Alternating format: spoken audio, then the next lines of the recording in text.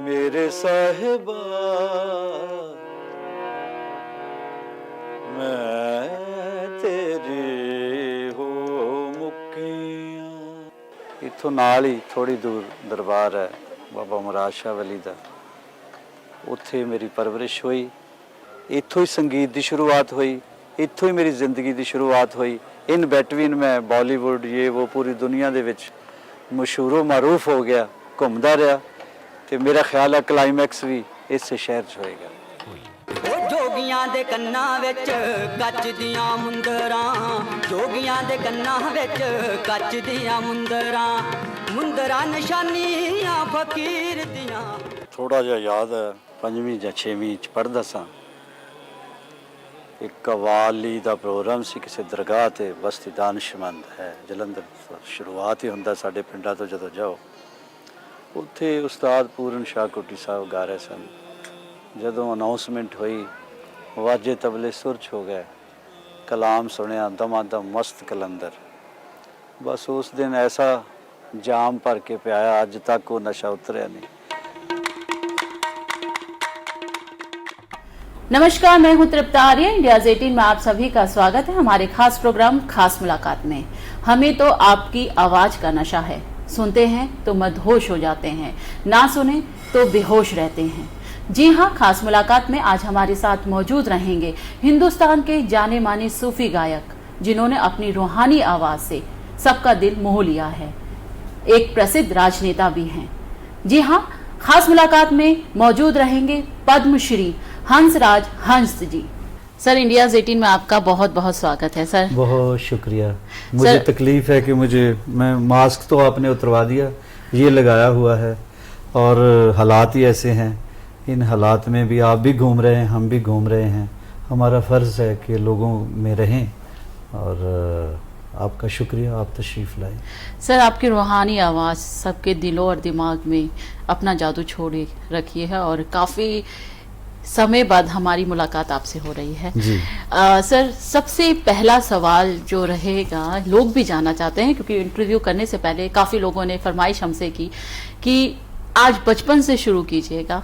बचपन कैसे बीता आपका, और किस तरीके से आपके शुरुआत हुई सूफियाना? जलंधर ज़िले में, पंजाब में जलंधर ज़िला है, डिस्ट्रिक्ट जलंधर, तो वहाँ से थोड़ा दूर बहुत बैकवर्ड एरिया था उस वक्त। एक छोटा सा उदास सा गांव है, उसका नाम है शफीपुर। वहाँ मैं पैदा हुआ। मेरे पिताजी सरदार अर्जुन सिंह उनका नाम था, तो माताजी अजीत कौर जी। तो एक साधारण सा परिवार, जो खेतों में काम करने वाले हम लोग थे। तो वहीं पे मेरी सादा सी ज़िंदगी थी, और जैसा आपने कहाँ जन्म लेना होता है ये आपकी चॉइस नहीं होती। जहाँ भगवान बेहतर समझता है, आपकी परालब्ध है, डेस्टिनी, वहाँ आपको भेज देते हैं। तो मैं खुशनसीब हूँ कि एक कर्मयोगी का बेटा हूँ, जो अपनी करके खाते थे, रोज़ करते थे, रोज़ अपने बच्चों के मुंह में डालते थे। सर, कैसे तालीम शुरू हुई? आप जिस तरीके से आपने सारे हिंदुस्तान के बाहर भी लोगों को अपनी आवाज़ का जादू बहुत लंबा संघर्ष है, क्योंकि हमारी कोई फैमिली की हिस्ट्री तो नहीं थी, म्यूज़िक वाली तो नहीं थी। तो अब मैं गाता था। ये करिश्मा ही है कि एक बंदा पहला ही अपनी फैमिली का बेसाख्ता गाना शुरू करते। थोड़ी दिक्कतें आई, फादर साहब थोड़ा सोचते थे कि ये ख़ास बरादरियों का काम है, हमारा काम नहीं है। तो उन्होंने बोला, एक इंच भी ज़मीन बेटा तेरे हिस्से नहीं आएगी अगर तू गाता रहेगा। तो वो तो और लफ्ज़ यूज़ करते थे गाने वालों के लिए, तो मुझे तो अच्छा नहीं लगता। मुझे तो ये लगता है भगवान ने गाना ही गाया है ये। अगर फूलों को ज़ुबान होती, वो भी 7 सुरों की मौसीकी में बात करते। ये रात दिन गाना ही हो रहा है जो अनहद नाद है। ये सुर का ही आगे जाके दुनिया में आके एक स्वरूप है जिसको संगीत कहते हैं। डिपेंड करता है आप कैसे गाते हैं, कैसे सुनते हैं, किस कैटेगरी का गाते हैं, किस कैटेगरी के आप लिसनर हैं। तो ये संगीत बहुत बड़ी शय है। तो पिताजी जैसे हर पेरेंट्स चाहते हैं कि कोई चाहता डॉक्टर बने, इंजीनियर बने, या इधर करे यो करे, कहने लगे नहीं तो खेतों में काम कर भैया, नौकरी कर, नहीं तो पढ़, तो गाना नहीं है। तो हमारे गांव में कोई फिल्म देख के भी आ जाए ना थिएटर में, तो उसको कहते थे जी आवारा है ये, यानी आवारा मीन्स मतलब ठीक बंदा नहीं है ये। तो उसको भी करैक्टर से जोड़ा जाता था। थिएटर में कोई फिल्म देख के आ जाती, देखो किस किस जगह जन्म हुआ। बाद में पता ही नहीं था मेरी फिल्में बनेगी, मैं हीरो हो जाऊंगा। 2-3 फिल्मों में मैं हीरो आया हूँ। फिर बॉलीवुड की फिल्मों में मैं एज अ गेस्ट भी, जो अपीयरेंस सी होती है, आइटम गीत, ये वो टोटे टोटे, जोड़ी नंबर 1, नायक, शहीद, कई फिल्मों में मैं आया। तो बस ये डेस्टिनी है, लेकिन बहुत संघर्ष करना पड़ा मुझे, इतनी तकलीफ़ें मैंने झेली हैं। सर, अपने संघर्ष के दिनों का कोई एक ऐसा वाक्य जो आपको आज भी याद, सारे वाक्य है जो आपको आज भी याद आता है और आपको जोड़ के रख देता है? कोई नहीं, तोड़ मैं हमारे ज़माने में मायूस नहीं होते थे कुछ लोग, संघर्ष करते थे, लेकिन ये नहीं था कि मायूस फिरे। रहता मैं ऐसे मस्ती में ही था। घर छोड़ना पड़ा। साईं जी थे हमारे, मेरे मुर्शिद पाक। तो 2 जगह मेरा दिल लगा, एक नकोदर शहर सूफ़ी का डेरा था, एक डेरा ब्यास, वहाँ मैं चले जाता था। ये दोनों जगह कोई ज़ात पात नहीं पूछता, कोई ज़ात पात नहीं पूछता, कोई नहीं पूछता कहाँ से आए हो। खाने को लंगर मिलता है, सोने को भी जगह दे देते हैं, बहुत अच्छे लोग हैं। तो जो सूफियों का डेरा था, वहाँ खाने को कुछ नहीं होता था, सोने के लिए भी कुछ नहीं था उस वक्त। तो हर मौसम से हमें लड़ना झगड़ना पड़ता था। तो कुछ ना कुछ रात तक आडंबर हो जाता था। ऐसे ही बस ज़िंदगी चलती रही। फिर मेरे उस्ताद जी, जिन्होंने मुझ गूंगे को आवाज़ दी, मेरे उस्ताद जी सूफ़ी गायक हैं, उस्ताद पूरन शाह कोटी साहब। वो सूफ़ी संतों के आगे डिसाइपल थे। तो वहीं मुझे फिर छोड़ दिया गया। तो उसी में आपने जैसे सवाल पूछा था, सूफ़ीज़म कैसे शुरू हुआ। सूफ़ीज़म पढ़ने वाली चीज़ नहीं है, कोई कोर्स नहीं है सूफ़ीज़म का। सूफ़ीज़म जीना पड़ता है। तो मेरी चॉइस तो नहीं थी, लेकिन मैं वहाँ चले गया। अब फिर बच्चा जैसी परवरिश होती है, फिर वो वैसा ही हो जाता है। यही है जो। सर, वो कौन सा गाना संगीत था, वो कौन सा गाना था जो आपने पहली बार सूफी आवाज में गाया था और लोगों को अपना दीवाना आपने बनाया था? अल्लाहु दा आवाज़ आया वे कुल्ली नी फकीर दे विचों, अल्लाहु दा आवाज़ आया वे कुल्ली नी फकीर दे विचों, छाप तिलक सब छीन ली मुझसे नैना मिलाई के, खुसरो दरिया प्रेम का जो उल्टी वा की धार, जो उबरा सो डूब गया, जो डूबा सो पार, छाप तिलक सब छीन ली रे मुझसे नैना मिलाई के, मौज में जब आ गए कतरे से दरिया कर दिया, मौज में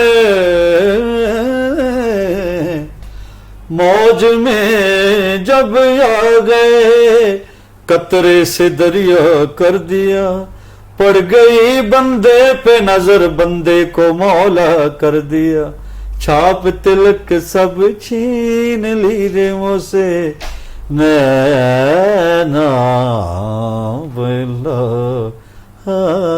के। सर, नुसरत फतेह अली साहब के साथ आपने बॉलीवुड में गाने में कदम रखा और उनके साथ बहुत सारी काम किया।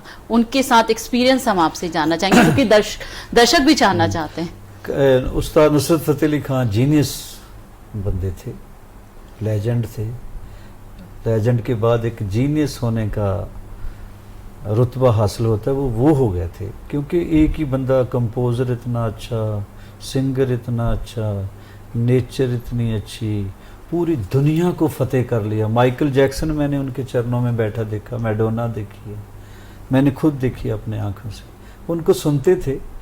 मैं जब थोड़ा पॉपुलर हुआ तो मुझे इंग्लैंड में बुलाया गया, एशियन सॉन्ग कॉन्टेस्ट होता था। उस वक्त ज़्यादा नफरतें शफरतें नहीं होती थी, पाकिस्तानी हिंदुस्तानी मिल के इवेंट करते थे। अब भी उधर तो मिल ही जाते हैं, इधर ही हमारा है थोड़ा सा। फौजी वौजी उधर के जो हैं हमारे भाइयों को बॉर्डर पे थोड़ा सा आसानियाँ कर दें तो हम भी प्यार करना चाहते हैं। हमारे प्रिय प्रधानमंत्री तो मोहब्बत के कायल हैं, लेकिन वहाँ खैर एनीवे वहाँ एक इवेंट था, तो वहाँ एज ए जज एक बंदे को इंडिया से बुलाते थे, एक को पाकिस्तान से बुलाते थे। अब इंडिया से मैं म्यूज़िक का मुजरिम, वहाँ बाल्क ने मेरे ने जज बना दिया। दूसरे जज जब सामने आ रहे थे तो मुझे लगा सुर का पहाड़ चले आ रहा है, नुसरत फ़तेह अली खान साहब मरहूम। तो कहने लगे जी जज साहब ये हैं। फिर मैंने कहा जी जज तो यही होंगे, हम फॉलो करेंगे। फिर प्यार हो गया। फिर कहने लगे जब व्यूज़ लेते हैं ना, जब जजमेंट देनी होती है, कहने लगे यार व्यूज़ भी आज और दे देंगे, मैंने तेरे को सुना नहीं। जब तेरे को बोले ना क्या आज के इवेंट के बारे में, तो तू कहना मैं एक गाना ही सुना दूंगा। तो मैंने उनके सामने पहली बार गाया, फिर उनके ज़हन में फिर मोहब्बत हो गई। फिर उन्होंने जब पहली बार बॉलीवुड में म्यूज़िक दिया कच्चे धागे फिल्म में, तो बोला हंसराज हंस को ढूंढो। उस वक्त फ़्लाइटें एयरपोर्ट वगैरह नहीं था उधर, पंजाब में तो कोई नहीं था, तो किसी तरह लैंडलाइन फ़ोन होते थे। तो टिप्स कंपनी और उनके जो सेक्रेटरी हैं खान साहब जी के, उन्होंने फिर मुझे ढूंढ लिया, कहते किसी भी तरह बॉम्बे आओ।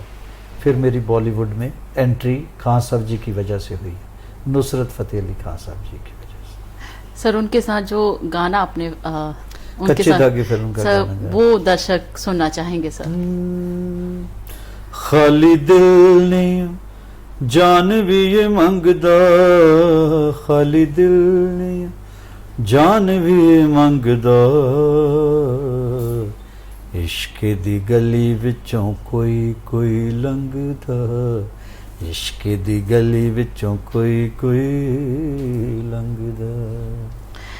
सर एक संगीतकार, एक संगीत जो सूफियाना गाने में बिल्कुल डूबे हुए हैं, लोगों को अपनी आवाज़ का जादू बिखेरा हुआ है, राजनीति में कदम रखा आपने 2009 में, जलंधर से आपने अकाली दल की तरफ से लड़ा। बहुत अच्छा मुकाबला वहाँ पे देखने को मिला, लेकिन हार का मुंह आपने देखा। पहला एक्सपीरियंस था, क्या कहेंगे उस एक्सपीरियंस के बारे में जानना चाहेंगे। वो क्योंकि मुझे पता नहीं था मैं हार भी सकता हूँ। मुझे लगा टिकट मिल जाए तो जब खड़े हो जाओ जीत जाता है बंदा। जब हारा तो फिर पता चला कि हार का ये जायका होता है। वो हारा भी उस वक्त जब बॉलीवुड में इतना इंटरनेशनली फेम था, लेकिन सियासत तो अलग कलाकारों की है ना, उन्होंने ट्रैप करके हरा दिया। 10-15 हज़ार के मार्जिन से हार गया।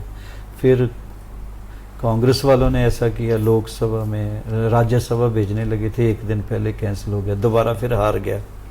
फिर मुझे लगा कि मैं हारने के लिए ही पैदा हुआ हूँ, अब बाकी की ज़िंदगी मैं हार को कबूल करके उदासी में ही काटूँगा। फिर साहब जी की नज़र पड़ गई, हमारे प्रिय प्रधानमंत्री श्री नरेंद्र प्रकाश मोदी साहब। तो नरेंद्र मोदी जी ऐसी हस्ती हैं, वो खुद भी फ़कीर ही हैं, अपने आप को कहते भी फ़कीर हैं, लेकिन मैंने देखा जब फिर माना, सुन के नहीं माना, मैंने देखा फ़कीर क्या होता है, जिसको कछुना चाहिए वही शहंशाह। वो जब से पैदा हुए हैं इस देश के लिए हैं। तो फिर उन्होंने बाजू पकड़ ली, कहने लगे अब चिंता नहीं करनी तेरी, कोई चिंता नहीं कर रहा। फिर देख लो, जो बंदा हर जगह हार रहा था उसको इतने मार्जिन से जिताया लोगों ने।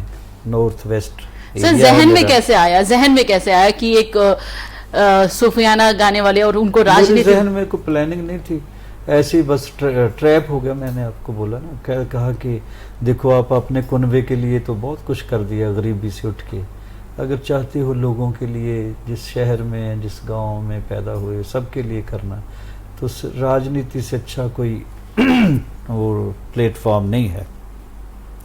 अब लोगों की ज़िंदगी तो क्या मैंने संवारनी थी, मेरे मकान ही बिक गए पहले इलेक्शन में ही, बांडे बिक गए, सड़क पे आ गया मैं, फिर गरीबी हो गई शुरू। फिर साहब जी का भला हो, नरेंद्र भाई मोदी के नाम से जो हीरो बन गया पूरी दुनिया में, तो माननीय अमित शाह साहब मिले, इन्होंने फिर पट्टा डाल दिया बीजेपी का, मज़ा आ गया। ऐसी पार्टी होनी चाहिए जो बेसहारा ना करे, किसी की बाजू पकड़े तो सिरे लगाए। तो फिर मैं अब बड़ा खुश हूँ। नॉर्थ वेस्ट मैंने उत्तर पश्चिमी हल्के में मैं कभी आया ही नहीं था ज़िंदगी में। जब एयरपोर्ट पे जाते थे तो लिखा होता था रोहिणी, मुझे पता नहीं था ये मेरी कर्म भूमि बन जाएगी। सर 2019 में काफी मार्जिन से आप जीते थे, हाँ, 5.5 लाख, 5.5 लाख। नहीं, फिर 6 ही हो गया था तकरीबन। तो इतने मार्जिन से ये रिकॉर्ड बन गया है। 5.5, 5.55 तो अनाउंसमेंट हो गई थी ना जब गिनती हो रही थी, तो फिर ज्यादा हो गया था।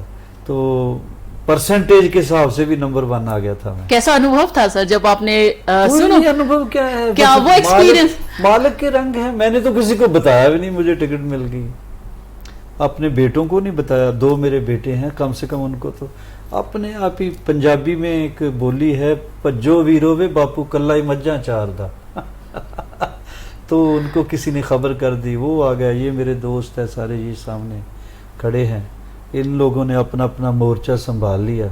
और मैं तो मुझे तो नहीं लगता था कि मैं, जब कहते थे कि दिल्ली की 7 सीटें सिक्योर हैं, जीत जाएंगे, बाद में ये हो गया कि 6 सिक्योर हैं, 1 हार जाएगी, 1 लूज कर जाएंगे। तो मैंने कहा मैं ही हूँ इस काम के लिए बना, मैं ही हारूंगा, और कौन हार सकता है। क्योंकि सर तो आपके इलाके में काफी ज्यादा है, पता ही नहीं था। तो अब बात ये है कि चलो जिता दिया लोगों ने, ठीक है, एमपी बन गया, अब साल हो गया। तो अब संकट के समय अगर प्रॉब्लम आ गई, कुदरत के आगे किसका जोर है। तो मुझे यही लगा कि एक तो लंगर जो गुरु नानक साहब के हम मानते हैं, उसके घर की, मंदिरों में भी हम जाते हैं, उन घरों से यही बताया जाता है कि भूखे को रोटी दो। लंगर का मतलब क्या है। तो अभी ऐसा टाइम तो भगवान लाए ना कहीं कि रोटी के लाले पड़ गए। तो फिर 3 महीने रात दिन हमने एक करके, रोज मेरे ख्याल 6-7 हजार थे, 7-8 हजार लोगों को डेली लंगर देते थे, 2 वक्त बिना नागा।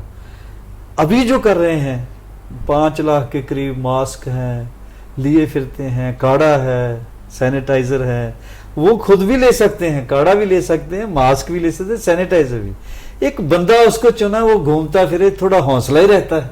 अब गुरु नानक साहब ने कुछ चेक दिए थे लोग वहां जाके, उन्होंने कोई लोन दिया था, लोगों को पैसे देते थे, बस जहां गए कीर्तन किया, हौसला दिया कि मालिक का नाम लिया करो, सब ठीक हो जाएगा। वो हमेशा कहते थे, नानक दुखिया सब संसार, सो सुखिया जिस नाम आधार। तो उनको हम 1% भी अगर हम मान गए, अब भगवान राम को मनफी करके तो हिंदुस्तान में के पास है ही क्या। तो झूठे बेर खाते थे। अब कृष्ण भगवान उस विदर का साग खाते थे, बादशाह होके दुनिया के। तो हमें कुछ ना कुछ % भी हम अपने गुरुओं पीरों को फॉलो कर जाएं। तो हमने यही संकल्प लिया कि यार कोरोना से डर तो लगता है, डॉक्टर जब हेल्थ बुलेटिन सुनते हैं तो रूह कांप जाती है, पर सबके साथ ही है ना। इन्होंने चुना, अब भागे कहाँ, नहीं तो हिस्ट्री लिखी जाएगी कि जब संकट आया था भाग गया था। तो इस वजह से मेरे दोस्तों ने यही कहा कि जलंधर बलंदर भूल जाओ, अब मस्तां दा शहर जलंधर नहीं, मस्तां दा शहर है दिल्ली। सर अगर आपके इलाके की बात करें, बहुत सारे छोटे छोटे गांव भी है, बवाना है, रोहिणी सेक्टर है, माजरा है, तो सर आप किस तरीके से मैनेज कर रहे हैं, क्योंकि कोविड-19 को लेकर जो एक खौफ लोगों के दिलों में वो थोड़ा थोड़ा कम हो रहा है। देखो उस खौफ को दूर करो कि मरने से पहले ना मरो। अब अक्सर आप देखते हैं, टेलीफोन करते हैं कि कोरोना से डरो मत, कोरोना से लड़ो। तो इसको इस जंग में फतेह कैसे हासिल करनी है, एक तो सोशल डिस्टेंस रखना है, इमोशनल डिस्टेंस ना बनाओ, सोशल डिस्टेंस। हमारी टीम पहले चली जाती है, उनको बोलते भैया डॉक्टर बोलते हैं 6 फीट का फासला रखो, आपको शायद सुनता है 6 इंच का फैसला रखो। लोग बोले ही बहुत है बेचारे हमारे, हम घूमते रहते हैं, बोलते रहते हैं, पीछे हटो पीछे। अब किसी नेता को बोल दो तो वो तो माइंड भी करते हैं, लेकिन लगे हुए हैं, लगे हुए हौसला ही एक दे सकते हैं। और मैं क्या कर सकता हूँ लोगों के लिए बेचारा, मैं और क्या कर सकता हूँ, एक हौसला देना है अपने लोगों को। हाँ, हॉस्पिटल ले जाते टाइम पे मेरे रहने का यही फ़ायदा कि फ़ोन आ जाए फटाफट मैं फ़ोन कर देता हूँ, इसको एडमिट करो, इसको टेस्ट करो, इसको ये करो, इसको वो। ये बहुत बड़ी मदद होती है अगर इन टाइम। अब आपको एक बड़ी और अच्छी खबर दूं, जो दुनिया में नहीं हुआ वो इंडिया में कर दिया हमारे साहब जी ने, प्रधानमंत्री। सबसे पहले तो जगाया, सबसे पहले लॉकडाउन कर दिया, इसलिए कंट्री बच गई। फिर उनको लगा कि टेस्टिंग कम हो रही है, पेशेंट ज्यादा हो सकते हैं, हॉस्पिटल उतने नहीं, उस टाइप के नहीं है। आप हैरान होंगे, डेरा राधा स्वामी सत्संग ब्यास, वहाँ के कायनात के सबसे बड़े फकीर संत मेरे मुर्शिद बाबा जी और प्रधानमंत्री जी, सीएम साहब, ये गवर्नर साहब, माननीय अमित शाह साहब, जेपी नड्डा साहब, इन्होंने मिलके मीटिंग की तो वहाँ 10,000 बेड का हॉस्पिटल रेडी इतने दिनों में हो गया। यहाँ तो सोचते ही साल लग जाते हैं। ऐसे बना, ऐसे अभी तैयार है, जो मर्जी जाए। आपके चैनल के थ्रू भी मैं कहता हूँ, किसी को प्रॉब्लम है दिल्ली में, सीधे छतरपुर जाओ। बाबा जी ने संत सिर्फ कृपा के लिए आते हैं, ये उन्होंने कृपा की है। 10,000 बेड, मेरा ख्याल है ये गिनीज बुक में भी आ रहा है, तो बहुत बड़ी बात है। इंडिया का नहीं, सबसे दुनिया का, एशिया का सबसे बड़ा हॉस्पिटल बना है। तो देखो वो इतना काम करते हैं प्रधानमंत्री जी। कोई दिखा है ऐसा प्रधानमंत्री हाथ जोड़ के कहे भाइयों बहनों मैं प्रधानमंत्री नहीं, आपके फैमिली मेंबर बोल रहा हूँ, इस जंग को कुंडी लगा के जीतना है, मैदान जंग में नहीं जाना। अंदर चले जाओ, बस अंदर चले जाओ, अपने अंदर चले जाओ, बाहर मत घूमो, ज़्यादा कोई ज़रूरी काम है घूमो, कोई ज़रूरतें। हमारा तो दुनिया इतनी, पॉपुलेशन ही इतनी है, कुर्बल कुर्बल कर दे फिरते हैं बंदे। शराब खाने खोल दिए सीएम साहब ने हमारे, वो मेहरबान हो गया लोगों पे, वो नहीं खुलने चाहिए थी, इतनी ढील नहीं देनी चाहिए थी। अब बीबियां भी पीपियां लेके चलेगी कि शराब से भरता पता नहीं कितनी पेटियां, तो पता नहीं लगता। मैं तो वो देखता रहता हूँ, मैं मेरे मालिक, हम भारतीय लोग कैसे किस टाइप के हैं। सर, आप पे एलिगेशन भी लगा कि एक समय था जब आपसे बोला गया कि आपने इस्लाम कबूल कर लिया। पाकिस्तानी मीडिया में भी काफी प्रोपेगेंडा आपके खिलाफ चला। हाँ जी। क्या था वो मुद्दा, क्योंकि उस समय सुर्खियों में आप बहुत रहे थे। हाँ जी, वो जनाब केजरीवाल साहब ने कहा था कि अपनी वोट जाया ना करो, ये बंदा मुसलमान है। पहली बात तो ये है कि मुसलमान होना कोई गुनाह नहीं है। दूसरी बात मैं क्लियर कर दूं कि मैं सिख का बेटा हूं, सरदार का बेटा हूं, सरदार अर्जन सिंह का बेटा। जिस दिन मैं मरूंगा मैं उसी का बेटा मरूंगा। मुझे कोई ज़रूरत नहीं कोई किसी धर्म में जाने की, मेरे भगवान ने सोच के ही पैदा किया। हाँ, मैं सूफी दरवेशों की कोई सिफ्त कर रहा होगा, किसी फिल्म में टोपी वोपी ली होगी, किसी दरगाह पे होगी, वही उन्होंने चला दी। उनको चाहिए था खुद, अब भी तो कह देते हैं सारा खाना मैंने खिलाया। अरे खाना किधर से आ रहा था लॉकडाउन में, हमें पता है ना, हम रात दिन काम करते थे, स्कूलों में भेजा था खाना बुरा सा, वो कौन खाता है।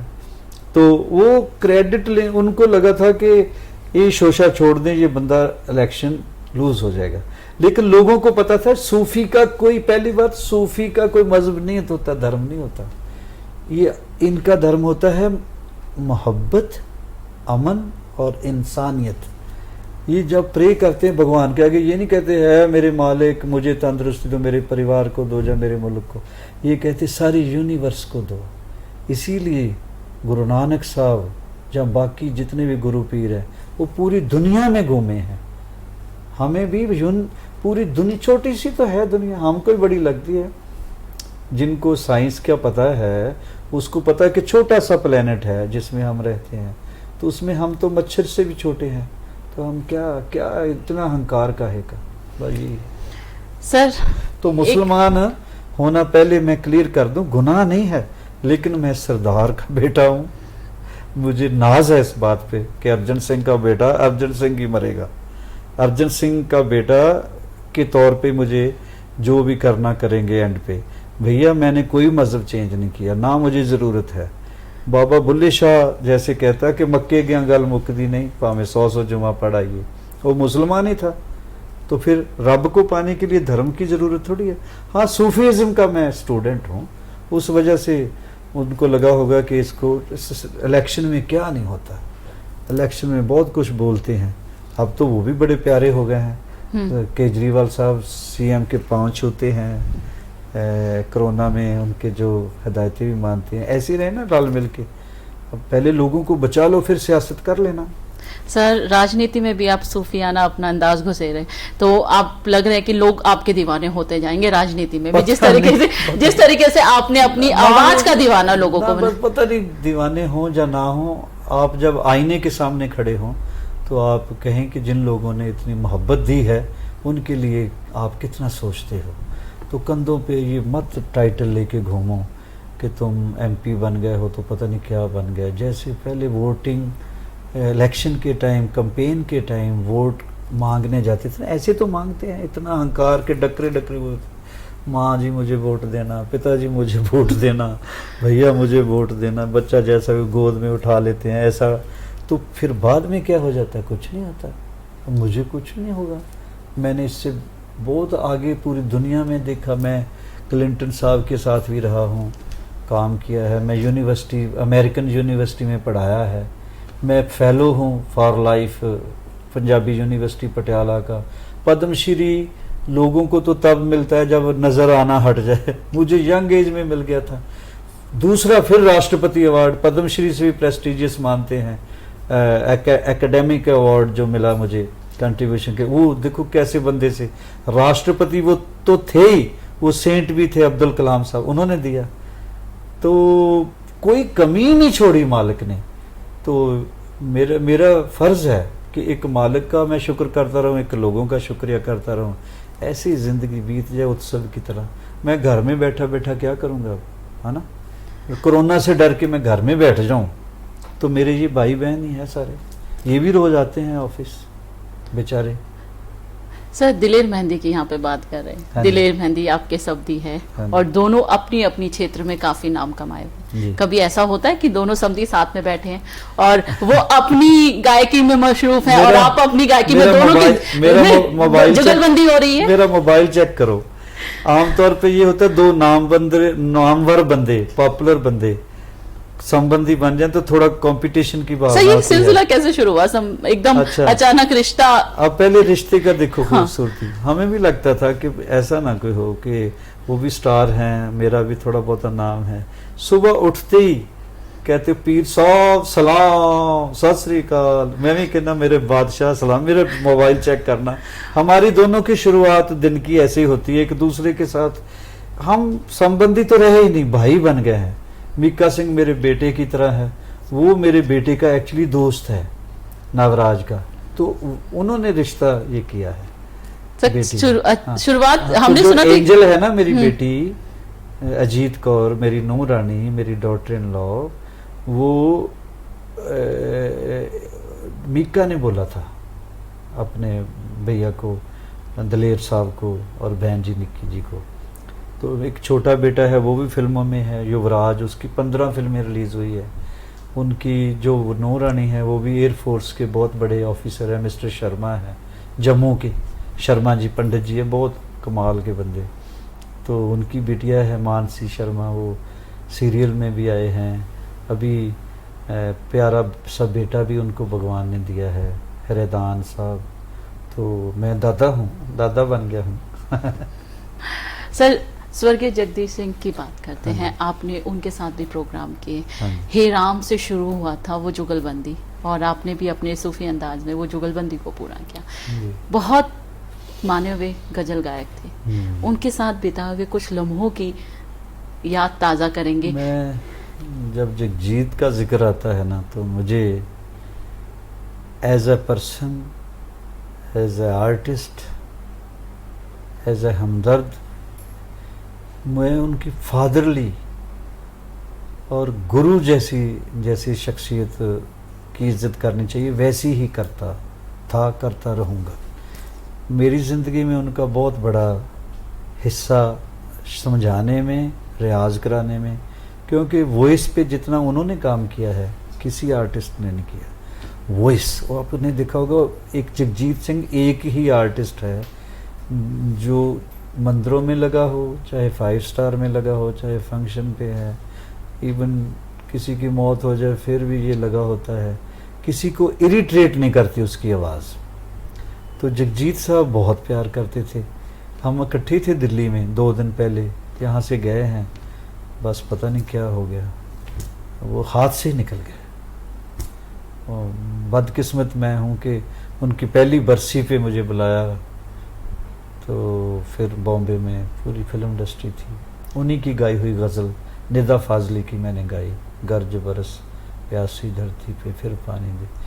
वो शान थे इंडिया की। जब हम इंटरनेशनली कंपैरिजन करते हैं ना गज़ल सिंगर्स का, तो हमारे पास हम कहते लता जी हैं फिल्मों में, गानों में तो गज़ल के मामले में जगजीत सिंह साहब हैं।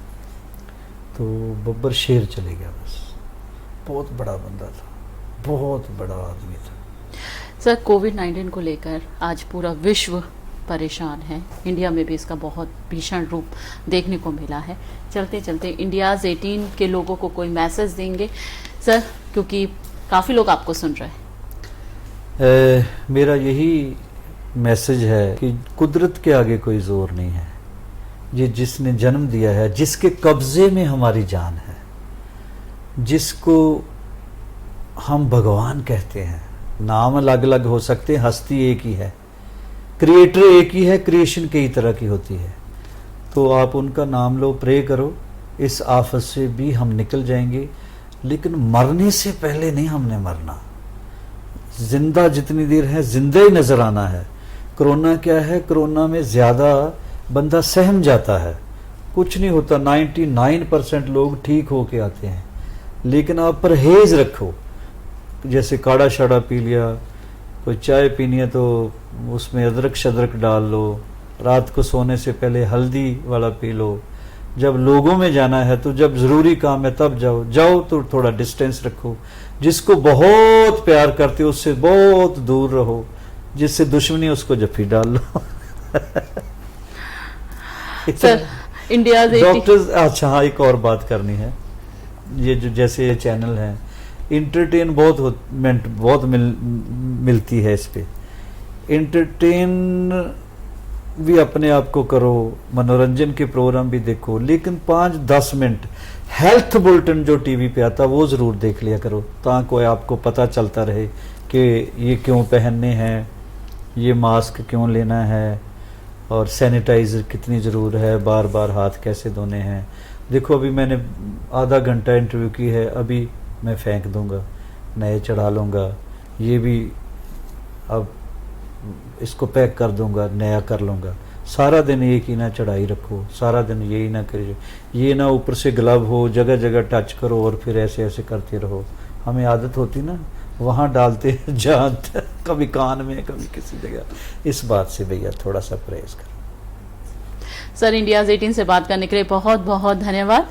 मैं इंडिया 18 का और आपका बेटा बहुत शुक्रगुजार हूँ। आपने वेट भी किया और आप तशरीफ़ लाए, और मेरी बात जहाँ तक पहुँचे वो यही पहुँचे कि मेरा जन्म मोहब्बत के लिए हुआ है।